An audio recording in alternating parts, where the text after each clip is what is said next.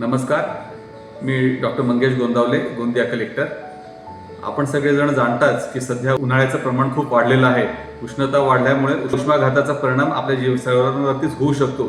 तर यासाठी काही खबरदारी घेणं आवश्यक आहे. तर त्यासाठी दुपारी उन्हाच्या वेळेत म्हणजे 12 ते 3 या वेळेत सहसा घराबाहेर न पडणे, या काळात शारीरिक कष्टाची कामे न करणे किंवा आपण बाहेर जर पडत असाल तर बाहेर पडताना डोक्यावर टोपी घालणे, एखादी पाण्याची बाटली बरोबर ठेवणे, यासारख्या गोष्टी आपण करणं गरजेचं आहे. आणि जर कधी कुठलेही सिम्पटम्स आपल्याला जाणवले तर आपण तात्काळ डॉक्टरकडे जाणं हे अत्यंत गरजेचं आहे. उष्माघाताचा दुष्परिणाम खूप वाईट होऊ शकतो, तर त्याच्यापासून प्रिकॉशन बाळगणे आणि त्याची काळजी घेणे हे अत्यंत गरजेचं आहे. जसं माणसांना पाण्याची गरज आहे तसं पशुपक्ष्यांना देखील पाण्याची गरज आहे. तर त्यांच्यासाठीही जिथे जिथे शक्य असेल तिथे पाण्याची वाटी किंवा ग्लास असं काहीतरी ठेवणं गरजेचं आहे.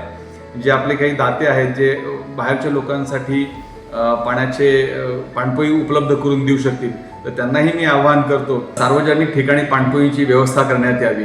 तसेच काही डोंट किंवा ज्या न करण्यासारख्या गोष्टी आहेत म्हणजे प्रोटीनयुक्त आहाराचा जास्त समावेश करणे किंवा चहा कॉफीसारखं पदार्थाचं किंवा कोल्ड्रिंकचं सेवन करणं, यासारख्या गोष्टी आपण टाळल्या पाहिजेत, जेणेकरून आपण उष्माघातापासून सेफ राहू शकू. धन्यवाद.